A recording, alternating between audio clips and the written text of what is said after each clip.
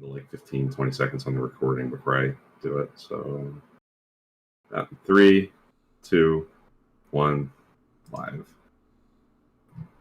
And we are live for episode 152 of Trek Live, back for 2021 after a few weeks off. How you doing this morning, Dan? I'm doing great. I am really excited to be back. It was nice. I will admit that it was nice to have a little bit of a break. Kind of dive into at least my rewatch. I know Bill's been trucking along through his as well, so it was nice to have a break. But I'm really excited to be back. Yeah, likewise. The break was definitely nice. It was refreshing, nice to recharge, sleep in a little bit more on the weekends. But eager to get back into it. We have a few weeks worth of topics planned. We have a little schedule set up for ourselves, and I think we're pretty excited for the variety this month. I think we can basically say is going to be kind of like a two-parter month. A lot of our topics for the month of January, the next few weeks are going to revolve around two-part episodes in some way, shape, or form. So stay tuned for that.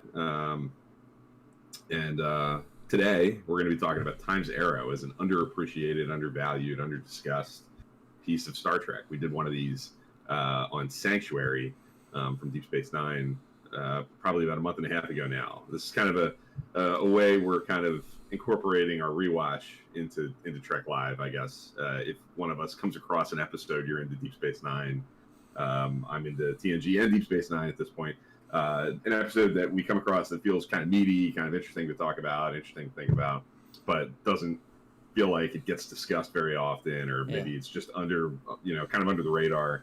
We're going to take a moment to or slide it into our schedule and make a point to talk about it and see what we think and see what everybody else thinks and try to give it a little bit of a moment in the spotlight. So that's what we're going to do this week with Time's Arrow.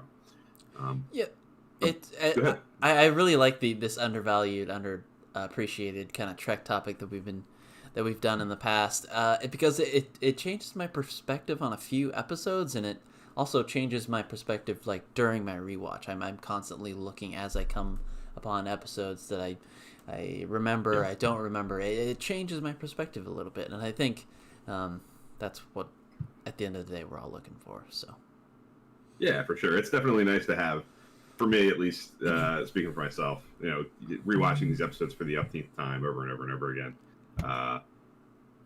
to have different things in mind to be looking for and to be thinking about while I'm going through it. And Trek Live's a big part of that. It gives me things to look for topic discussions and things to bring to this project. But the undervalued idea definitely adds a new wrinkle to be thinking about. We have Cyber Honey and the YouTube channel. We're streaming live on YouTube again. Yeah. We used to be on YouTube regularly. Dust it off. We're back. Yeah, we're back. But we also are still on Periscope, with soon to be, I think in a few months, Twitter Live or something to that effect. So you can find us on either one, live on Sundays at 10 a.m. Eastern Time moving forward, at least for the foreseeable future. If you, whichever you prefer, if you stumble into us on your Twitter feed, you can, with a couple clicks, get into the live stream that way. Or if you are a YouTube person and it's a little more convenient to watch us there, you can certainly do that too. You'll find us either way. So little piece of housekeeping there. Fitzy Cal Herb, Jeff is also in the room for Periscope. He's watching us. So he says Time's Arrow is a great choice for a topic like this. So yeah, glad to hear. Interested to hear what you guys, but anybody who's out there watching live and able to comment what you guys think of Time's Arrow. But before we dive into that, let's talk a little bit about our rewatches. You kind of hinted that we're both kind of chugging along since we haven't done this and talked about our rewatches in about a month now. Where do you stand? What's the last thing you watched? What stands out from the last stretch of episodes that you picked? Well, Bill mentioned that we're doing a two-parter kind of month here, and it just so happens that I hit on one of the best two-parters in Deep Space Nine. So if you guys remember, I think before the break, I was just starting season 3, and now I'm up to episode 12 was the last episode, which 11 and 12 was past tense. So Definitely an up and down start to the season, I think. There's some good ones. The House of Quark, Second Skin, Civil Defense. I really love that episode. And then Past Tense, I think, are kind of the big ones. There's some not so good ones, just in my opinion, in there. But yeah, Past Tense, I forget how great it is. It's just Trek greatness. Past tense certainly timely and timeless and topical and important, and it feels like Deep Space Nine really firing on all cylinders. I think Avery Brooks is as good as he's ever been in he's really, really strong. Just a classic Star Trek epic, story, social commentary. It's got it all for sure. It's a major highlight for me. One of my favorite Deep Space Nine episodes that I think is aged like fine wine. But you mentioned it, and it's always occurred to me that right before that, there's like a little bracket of episodes with that are kind of notoriously. Yeah. I mean, I'm sure they have their fans. I'm sure there are folks out there who are fond of Meridian and Fascination, but they're both pretty common staples in like bottom lists of Deep Space Nine episodes. They tend to be. I'm actually among the episodes. I'm not too hot on Defiant either. Really interesting. Yeah, but yeah, that just kind of run of episodes there you mentioned. Yeah, it was tough.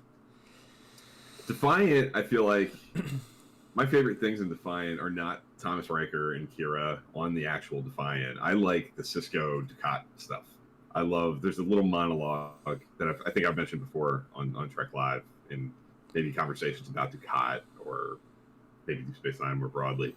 There's that scene when they have like a quiet moment. They're kind of just sitting around waiting in that Cardassian command center, and Dukat mentions that he's missing his child's birthday, right? Yeah. And Cisco tries to comfort him and say something along the lines of, they'll remember, when they think back to this when they're older, they'll know that you were doing something really important and kind of noble and doing your best and doing your job. Yeah. And Dukat's like, no, what they're going to remember is that the Federation pulled me away from you, from the child, and they're going to hate you because of it. Yeah. And there's like a coldness and a chilliness and a valid and real just that always stuck with me, that exchange. Like the Cisco thinks he's being comforting and thinks he's saying the right thing, and he is, but Dukat's not just taking it. Like Dukat has a different context in mind. Yeah. But that's nice to hear. You're about halfway through at this point. Coming up on the halfway point of season 3. For me, I'm well into the overlapping point of my rewatch. I'm in season 2 of Deep Space Nine, season 7 of TNG, where I'm in a stretch for a little while now, pretty much this entire season, give or take a couple little blips of like 2 episodes in a row from one show. It's pretty much an alternating situation where it's TNG DS9, TNG DS9, back and forth. And it's interesting to watch it that way and have a little bit of a different approach than to just power through one single show, which gives some variety, and it's interesting to kind of pay attention to which show is doing what at the same time. Sort of which show won the week, if you kind of look at which 2 episodes aired the same week in 1994 or whatever. Who won the week? Yeah, exactly. That's been fun to kind of follow and pay attention to as I go. We have John Jones in the room also in YouTube. Mentioning likes Defiant. He'll also stand up for Fascination. So I said it. I told you, they're fans of everything. To each their own, John. Yeah, absolutely. I like Defiant. I'll definitely stand up for Defiant. I don't think I would stand up for Fascination. And then Cyber Honey's talking about Times Arrow in anticipation, watching Times Arrow in anticipation of the show. Jack London element, also Mark Alimo's in it. There's a lot of fun stuff in Times Arrow that we will get to in just a second. But I'm enjoying my rewatch. I'm at Invasive Procedures on Deep Space Nine, and I'm in Gambit I'm in between camps part 1 and 2 in TNG, so I'm early on. Okay. Very early part of the season. Yeah. For both shows. So, chugging along. This has been a busy weekend with playoff football. That's kind of pulled me away from a lot of Star Trek. These are like full packed days of stuff on live TV that I feel like I want to watch. So, I'm sure next weekend I'll be back on the saddle with powering through. Yep. But I think we should transition right to jump right into it. Yeah, let's go into Time's Arrow and see what we think. Just to kind of give some context on why I feel like this merits discussion as like an undervalued or an underdiscussed piece of Star Trek. I've kind of long felt that the two-parters in The Next Generation are kind of almost divided into halves. You have obviously the best of both worlds and redemption and unification and chain of command, classic. which feel like that really get a lot of discussion. They feel big and important, and maybe they impact the overall tapestry of Trek a little bit more. Chain of Command does a lot of the teeing up for Deep Space Nine, setting up the Cardassians even more as really formidable adversaries, and I think it does a lot of the heavy lifting there, and obviously the stuff with torture and putting Picard really in a vulnerable position, I think sets that up. Redemption with all the Klingon mythology, unification's obviously Spock and the Borg and best of both worlds. So you have those four over here that I feel like are not undervalued or not underdiscussed. And then you have the other ones that I feel like fly a little bit more under the radar with like Time's Arrow, Gambit, which I'm in the middle of watching now. Yeah. Descent, and there's another one that I'm missing. But either way, there are a few that I feel like are a little less discussed, and I feel like the one that I hear the least about is Time's Arrow, which is a cliffhanger. It's season 5 finale, season 6 premiere. There's time travel. There's Guinan backstory with Picard. There's data, mortality discussions to be had. Time travel, obviously. Like time travel, like paradox stuff. What caused what? And Mark Twain's in it, and Mark Twain walking around the Enterprise. Yeah. Like, there's some really big swings of the bat with like ambitious stuff, big production design, costume design stuff. Like really, they're in the 1890s. I think it's 1890s, but yeah, it's 19th century, San Francisco, for a big chunk of this episode. So I'm just Birthright is another one. That's the other one that I'm missing. Cyber Honey mentioned, and John Jones. But yeah, Time's Arrow feels like the one that I'm the most interested in kind of talking about and getting a sense of what people think. And I'm curious, Dan, I don't think I've asked you. Like, what are your general thoughts?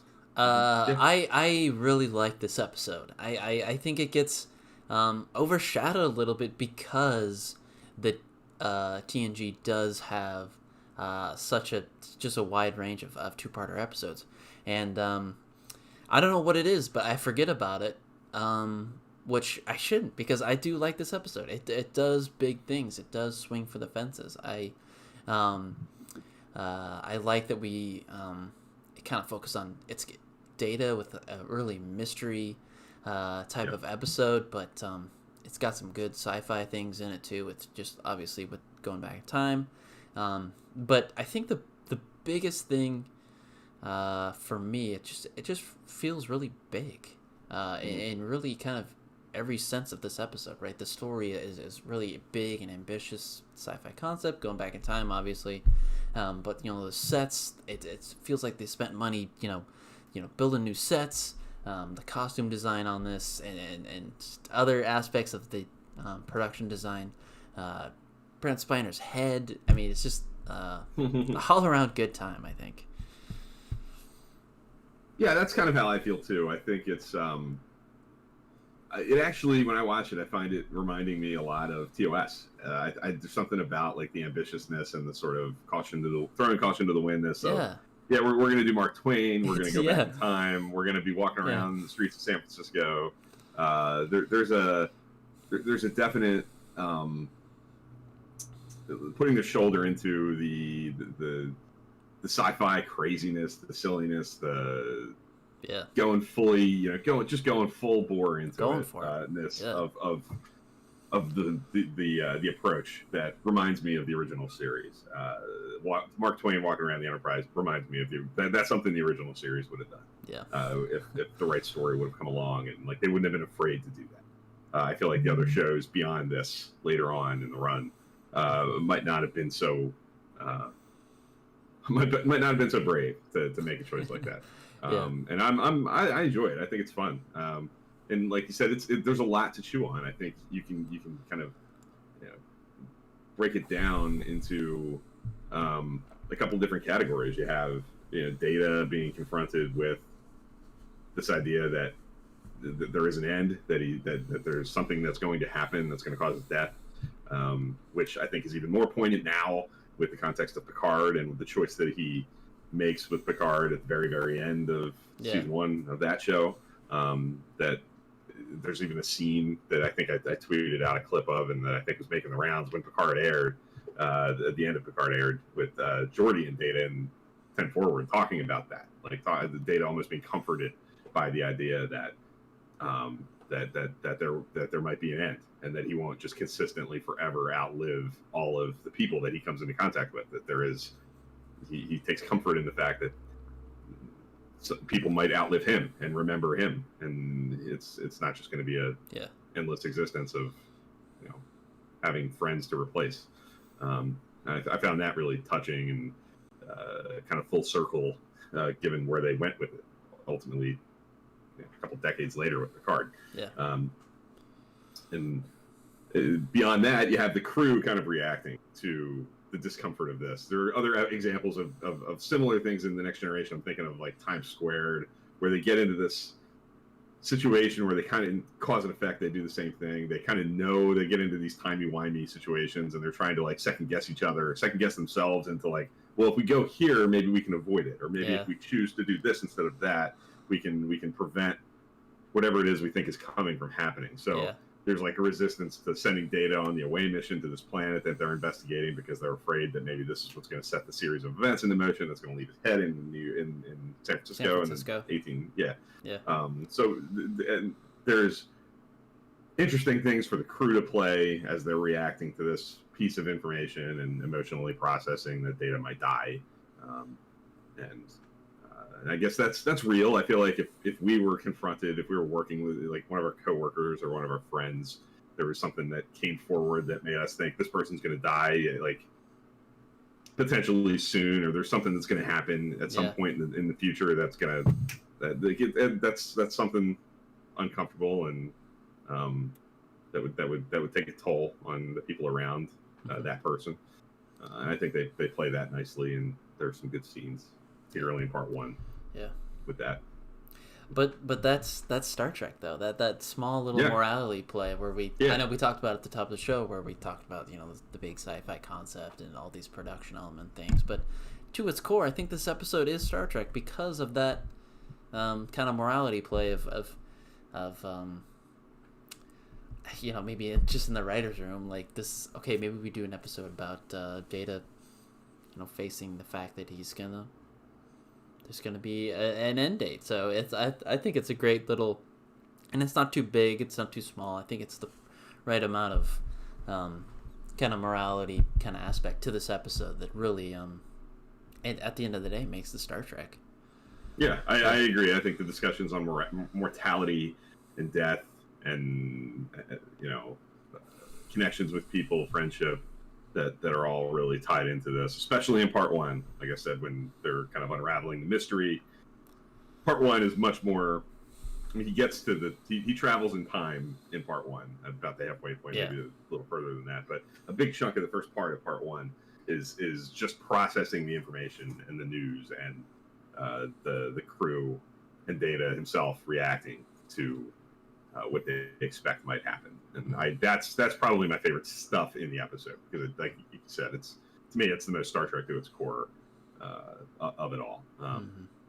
But there are other things too, for sure, in my opinion, that work pretty well and are fun.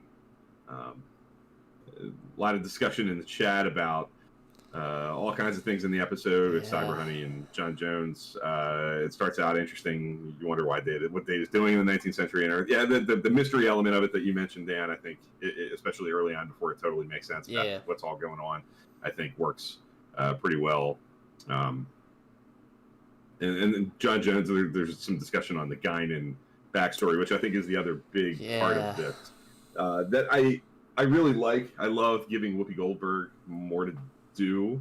I think she kills it in like Yesterday's Enterprise, where she has some heavy lifting in that. And then I think aside from Yesterday's Enterprise, this is her busiest story for sure. Yes. She's the big reveal at the end of part 1 is that she is also on Earth in the 19th century, observing humanity. The Elorians, her species, is very long lived, and they're mysterious, and they travel the galaxy, and they're listeners. They study, they gather, they information. They're curious people, and they like to mingle with. At least Guinan does. So she's on Earth in San Francisco around the same time, and the paradox of it is all kind of revealed to be this is the point where Guinan meets Picard ultimately, and that there's a paradox element of this. There's a scene with Guinan and Picard, with Guinan basically pleading with Picard, you have to go on this mission down to the planet so that you basically find yourself in a position so that we meet. Like there's a connective thing that has to happen. Yeah. Which is really curious. And this is where I have some mixed feelings. I think there's been so much buildup, like the chat kind of mentions, that I think this it's more than friendship. It's more than love. Like there's dialogue throughout the show that implies the deep connection between Picard and Guinan. And I think this episode implies that this is where that all begins. And I don't know that it fully delivers on that promise. Like I think we get Picard meets Guinan back in time, and Guinan meets Picard, and that's the way it's all supposed to kind of kick off and start this friendship. And I totally accept on face value that there are many things that happened in the 24th century before we see Guinan for the first time in season 2 behind the bar. Like Picard has known Guinan for a long time before then in just the 24th century. So there are other things that have happened. Could have happened. That are informing that kind of dialogue about how deep their connection is, and how intimate, without being, a romance. It's not a romantic connection, but it's a really deep, intimate friendship. But I don't know that this is a totally satisfying. I guess what they were trying to do, what I'm trying to say, is that they tried to walk a fine line between giving us a little bit of a backstory, a little bit of a way to inform us on how they met, what started this whole thing, but still preserving some of the mystery of what is this thing, what is their connection. And I get that desire to preserve the mystery, but I also feel like if you're going to do it, just do it, or if you're not going to do it, just leave it alone. Don't go down that road. Leave it a mystery. Because I find this is like a sort of half-baked, less successful element. As much as I'd love to see Guinan more active and doing more, I do appreciate that element of the story for sure. But when you think of the Guinan stuff here, what you can recall, what do you think? The ends don't justify the means that they get there, so I get it. Kind of feels kind of similar to, like you said, Yesterday's Enterprise, where she does go and tell him to do this. Well, I mean, okay, we do that again. It just doesn't. I think they wanted their cake and want to eat it too. Like they wanted both. I really think they just really needed to pick one, because I think the character would have been stronger if they did that. Like I really like the mystery. TNG is known for doing that slow burn kind of thing with the mystery, with a bunch of different characters. But pick a lane. I really think, at least for me, I was fascinated with being able to learn, their kind of connection, and then also more about Guinan as well. So I think they had a really good opportunity, but that's one thing that kind of falls short for this episode for me. Like you were saying, I really think the Guinan stuff, they got to pick, something. Yeah, I definitely think they tried to walk the fine line a little too finely.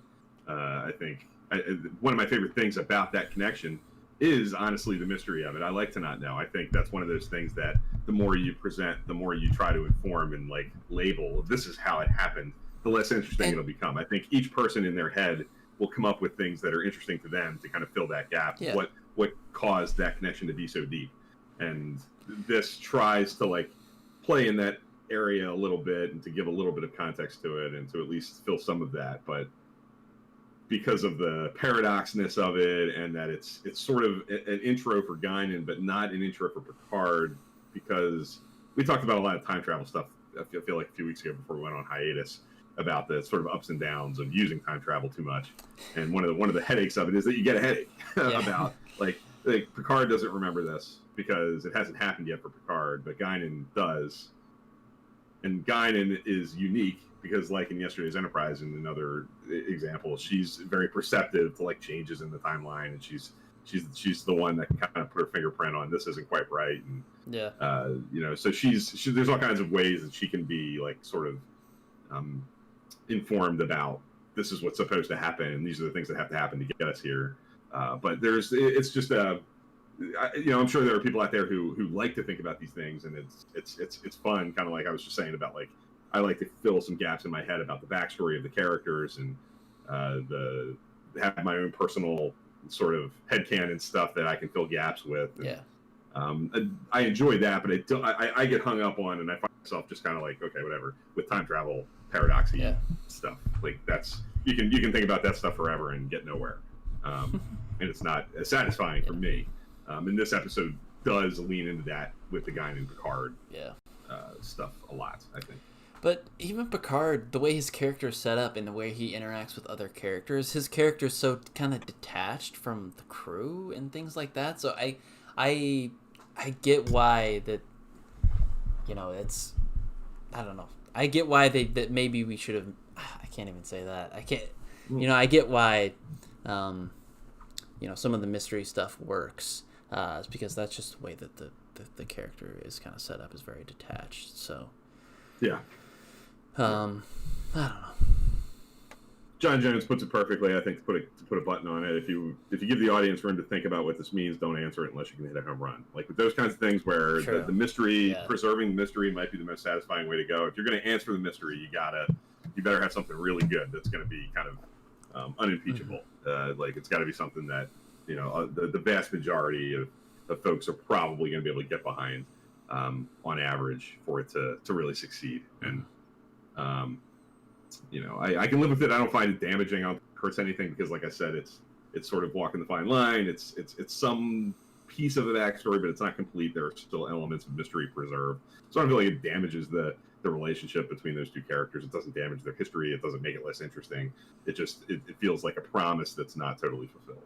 They lead you to believe a little bit, I think, in part one when Guinan sends him down, that something profound is going to happen. And there is. I mean, they sit in that cave together while Picard is kind of, at the end of part two, conceivably stuck back in time with her and without really a way out. There's a connection that takes place there with a wounded Guinan and Picard kind of comforting her and, prepared to stay there with her. So there's some stuff there that, I think works, but it's not it's not totally capitalized on, I think. But again, I think Whoopi Goldberg's great. I think she's really strong as Guinan in all on all fronts, with the stuff in 10 Forward with Picard and the 24th century version of Guinan, as well as the 19th century back in time kind of playfully trying to in that first meeting with Data, be like, well, what are you talking about? Of course I'm here. I'm from... Yeah. That's good stuff. Do you... Good. Do you think the stronger half is the first half, then? And... Yeah. Is it just teed up too much in the first half and doesn't fulfill in the end, is what you're saying? I think part one is I would prefer part one, because I think there's more meat on the bone as far as like the traditional TNG, uh, deeper morality play kinds of things with Data's fate and Yeah. the crew reacting as a family would. That is the stuff that I enjoy the most. But I think in part two, some of the stuff I was talking about with it kind of harkens back to TOS and the sort Yeah. of balls to the wall. Like we're just going for it. We're gonna the ensemble cast kind of all that's not TOS. I think the full crew being together, but the sort of the things that they have to do on this mission, Yeah. back in time in costume and go incognito. That there are elements in that second part that really make me think of the things that TOS makes me feel that a lot of the later shows don't always succeed at hitting the same like sweet spot. TOS, there are sweet spots in TOS in terms of choices that they make, the tone of the show that I don't think is replicated often in later series. Yeah. And I enjoy that a lot in part two as well. But I would lean more toward part one if I had to choose between the two. Okay. What about you? Do you have a... Yeah, I'd probably say the same thing. And I'm trying to formulate a question for you, but is there something that you would have done differently, like to fix this, to make it, like you said, these two TNG two-parters kind of have two groups a little bit. The upper echelon and then that just aren't. And that doesn't mean they're not good. Obviously, we're talking about Times Arrow here, but... yeah. Is there something that you would have done differently? Not done at all? Well, I think John Jones makes a point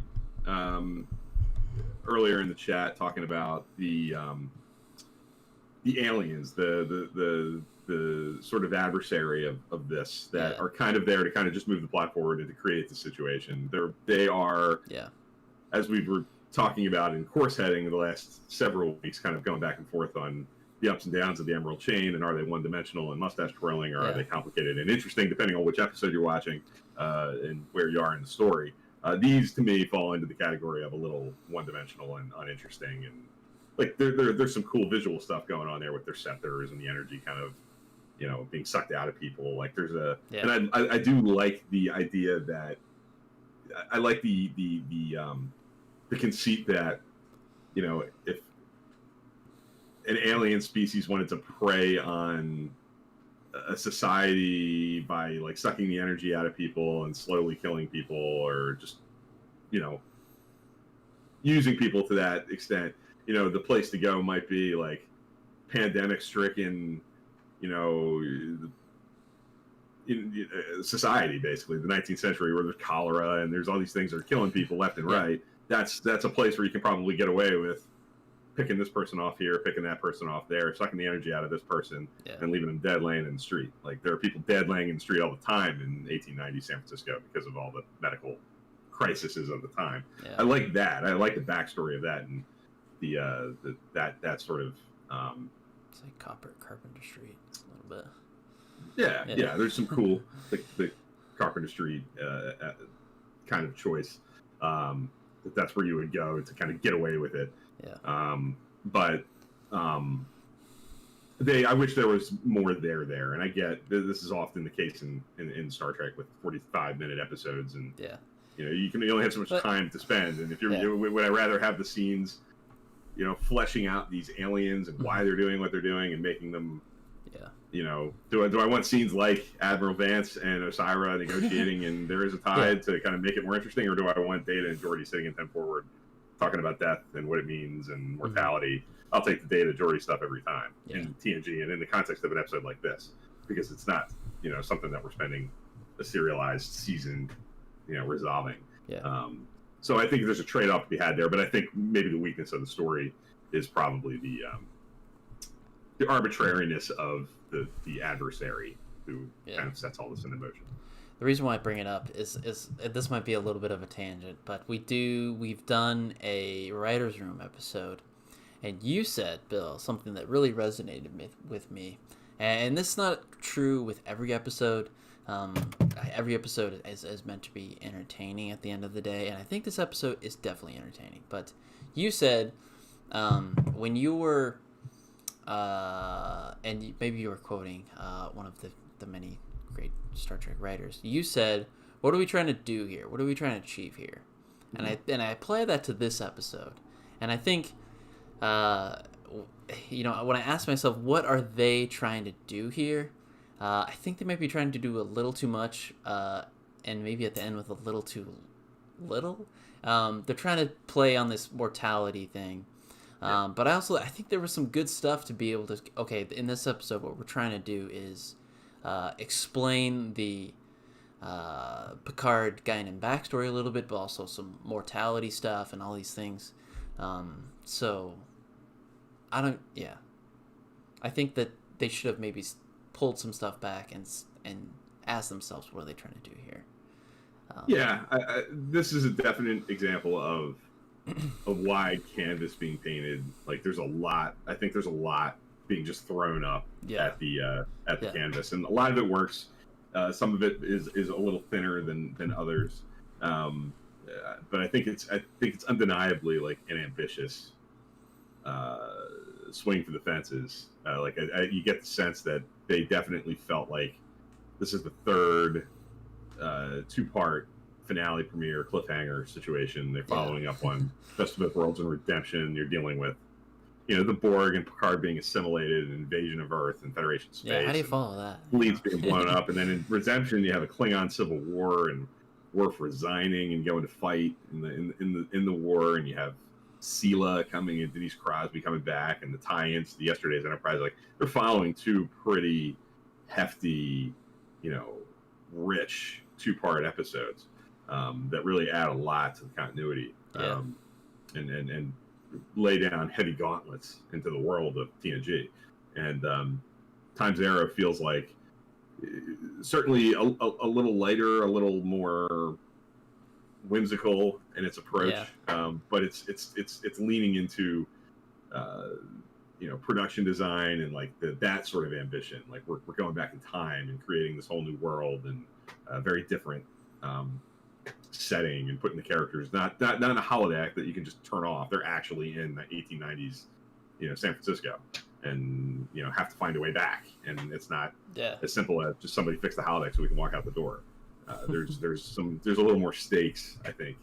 Like we get the crew and different characters walking around these kinds of settings across the show through the holodeck and things like that. But this is TNG doesn't do a whole lot with like traditional time travel. This is kind of maybe the one, or maybe in the very, very small handful. You get weird paradoxy things. Till First Contact. I think you get things like cause and effect and time squared, and yesterday's Enterprise. You get time paradoxy things like what's causing what, and time loops and things like very, very brief go back forward kinds of stuff, but very little like of the kind of stuff that you get in past tense, which you just watch in Deep Space Nine or Future's End or Carpenter Street or the many like seems like half a dozen examples in TOS. TOS goes there a lot, and that's probably why I think of TOS when I watch this a lot. This feels right in the comfort zone of what the original series was choosing to do. Jeff mentioned somebody basically talking about I think latching on to what I said about aliens finding a pandemic-stricken period and seeing it as like an easy target to go pick people off. And I think 2020 might fit too, basically, which is true.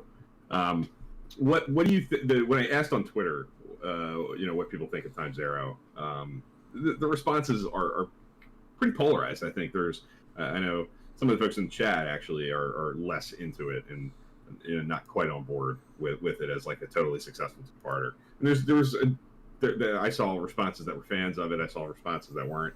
But I think one of the most obvious polarizing elements of these episodes is Mark Twain's presence and the way he's portrayed. Like people love it, people hate it. Where do you fall? I mean, do you have a strong opinion either way? I don't mind it. I like it. But I'm indifferent to maybe stuff like, but because you guys got to remember that this is the show after TOS. This to me feels like a TOS episode. I got the whimsical nature of this episode, but I think Bill kind of hit the nail on the head saying that this is a really like TOS episode. Like I think Trek Ranks did a show on episodes that feel like TOS. This to me is one of those episodes. I really don't have an issue. I think we've seen characters like this in TNG, like Moriarty. He wasn't as I don't know, how to put Mark Twain, but we've seen characters like this on the show before, so I don't have an issue with it. Yeah, I think Mark Twain is always seen as a pretty eccentric personality. I think I'm not a Mark Twain expert. I can't claim to be a scholar on his work or the history of the man. I'm vaguely familiar with what he's written and what his impact has been on American literature for sure. But one of the things I feel like is a pretty easy takeaway is he's a pretty eccentric guy, and that's I think what makes it work to me. Like he seems like the kind of character who, I can envision in my head, maybe in his old age he tells some crazy story about walking around a ship from the future, like, and people just kind of like, haha, that's Mark Twain going crazy again, talking about some crazy story that he came up with. Like he's a storyteller.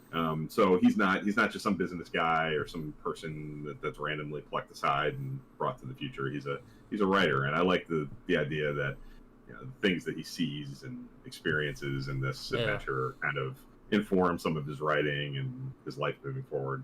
I wish I knew more. I wish I was more of an expert on his life and work. But it's never really bothered me. I mean, the performance is certainly, Jerry Hardin plays him. Brent Spiner always says that he did a Hal Holbrook impression. He's all character actor who's very eccentric and loud and sort of histrionic in his mannerisms and things. Very specific, and he does definitely remind me of Hal Holbrook. But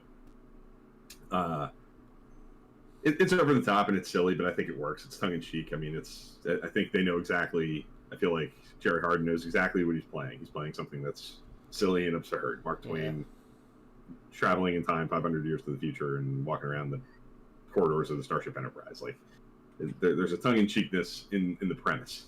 So he plays it tongue in cheek. And I've never had an issue with it, but I get the sense just from reading Twitter comments and some responses to the question on the episode that that's a hang up for some people. But some people just find it to be too much and a little too heavy-handed, a little too thick. And I can't argue with that. I mean, it is heavy. It's laid on thick for sure. Yeah. And your mileage may vary on that level. And he's leaned into heavily in this episode. He has a lot to do. He's a major character here, and especially part 2. So I think I get why that's probably a big pivot point for people being thumbs up or thumbs down in the episode. Does that performance resonate with you? Can you go along with it? Do you have fun with it, or do you just find it like cringy, nails on a chalkboard, kind of irritating? If depending on which side of that spectrum you're on, is probably where you're going to fall in the episode as a whole. Yeah, I get why people don't like the performance. I like we talked about it yesterday, the yin and yang. I feel like the performances are often very subdued, very straight-laced, very Starfleet. Guest stars, for sure. For guest stars. This just is just out the door, just kind of very out there. And I like the change of pace a little bit. Yeah. I agree. I think I like that this is an example of like TNG. TNG can come across very much, and I'm not being critical. TNG is my favorite show of all time. Like that is the show I want to live in. But TNG is a really straight-laced, buttoned-up, serious show a lot of the time. Yeah. It takes itself seriously. It's not the funniest show. There are funny moments, there are funny interactions with the characters, but it's not a show that unbuttons its collar and loosens up very often. And I feel like this is an example where you can kind of see the actors kind of, for lack of a better term, like letting their hair down a little bit and having fun and putting their shoulder into the silliness and the funness of the premise. And in part 2, like in scenes like when the renter, the lady whose flat they're living in, basically, he shows up to collect the rent, and they're pretending like they're, a troupe of actors, and they have to play a scene. Like the way the actors kind of play that together and are all kind of capitalizing on each other's presence and working together, I think works really well. Seeing the crew really act as an ensemble, the cast be fully together, in costume and being different and play acting was a lot of fun. And it's not a common thing to see in The Next Generation. You don't get that quite as often, as you might in other shows.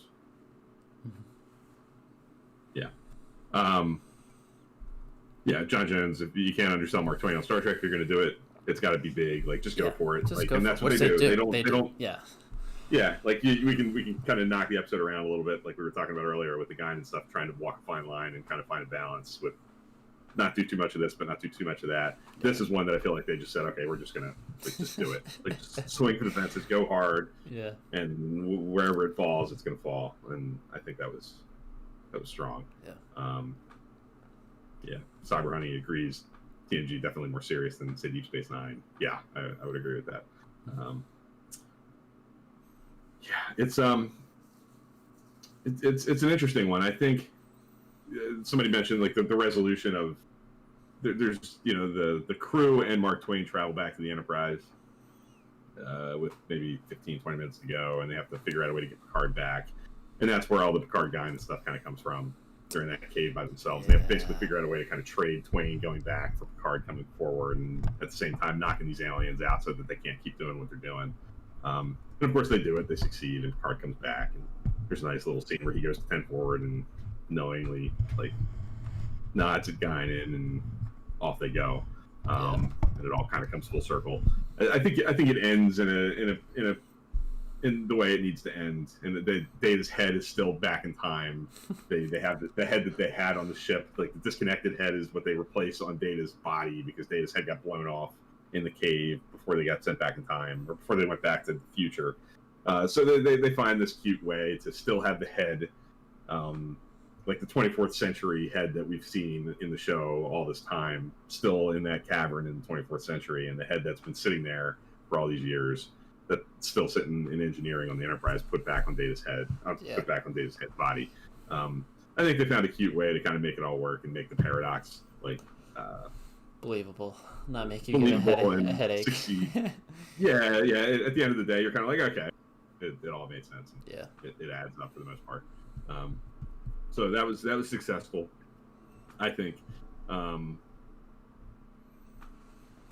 So you get the obligatory scene of an old timey human seeing work for the first time. That always, that's sort of a staple. There's quite a few of those examples throughout the show. The Neutral Zone, First Contact, you get a lot of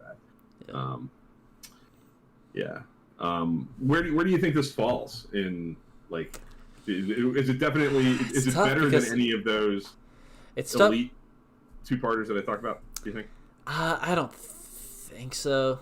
But that's a tough road to go down because it's in such good company with such great two-parters.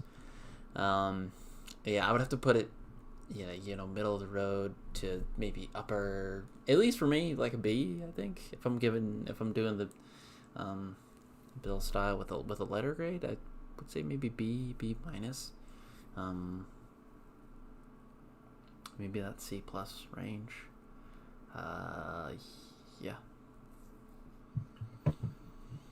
Yeah, I think. I don't know what you gave it, but that's kind of how I think I gave it a B+. Okay. So maybe. Yeah, I think I gave it a B+. But I can see that. I mean, I think this is an episode that clearly is a little divisive. I put a poll up like I used to put up. I used to put a poll up like this for all the episodes, but I did it for this with give it a grade A, B, C, D, or F. And last time I looked, it was in the votes were somewhere in the 60s, but it was not uniform. I mean, there was definitely some divergence there with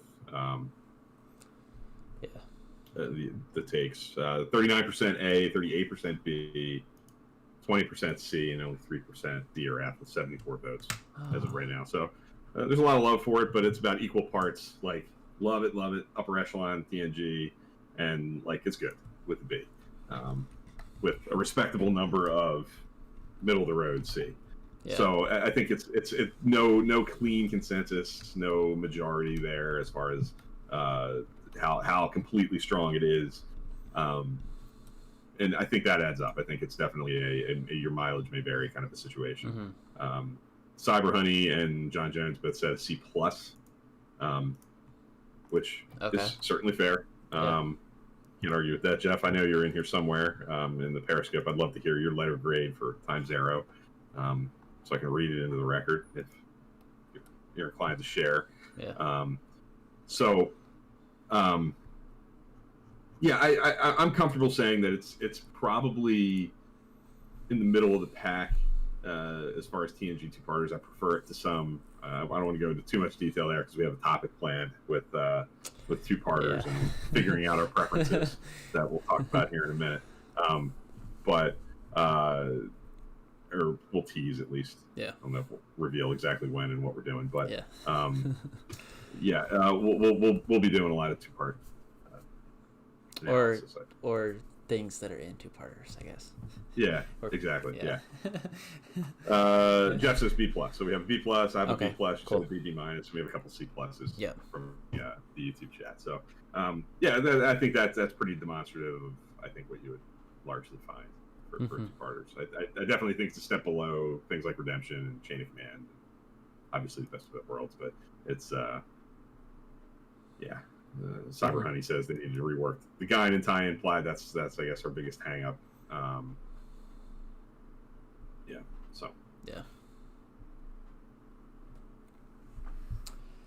I think start wrapping it up there. I think we covered the big things. I mean, we could spend hours talking about Times Arrow for sure. Yeah, we can.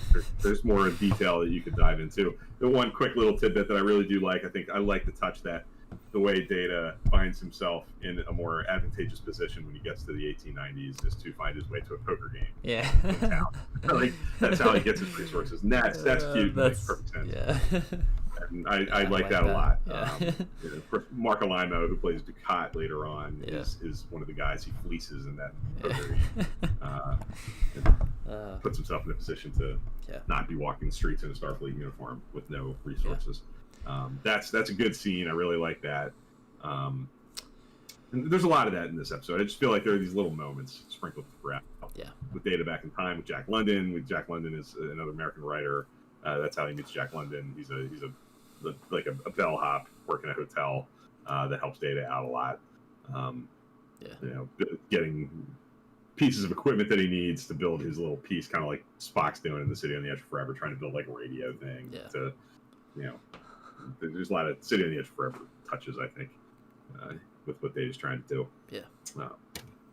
That I really like. I like all that stuff. That's why I think I'm a B+. I think there are enough between the mortality questions and the reacting to Data's potential death and his processing of it, and then just little fun tidbits thrown into the mix with time travel and being back in time. Yeah.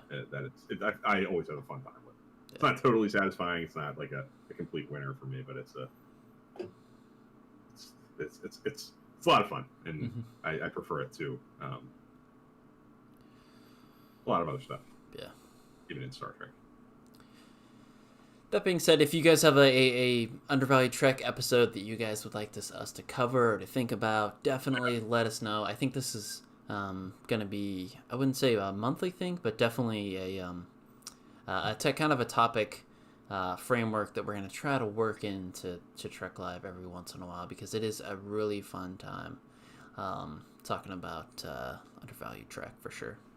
Yeah, we're both going to be looking for them as we go watches, but I'll certainly advocate for if you hit us up on social media, you in your own journey through Star Trek find an episode that you watch and you go, man, why doesn't anybody ever talk about this one? This is like really this is really there's a lot to think about, a lot to dissect, and it's not one that gets put on top 10 lists all the time.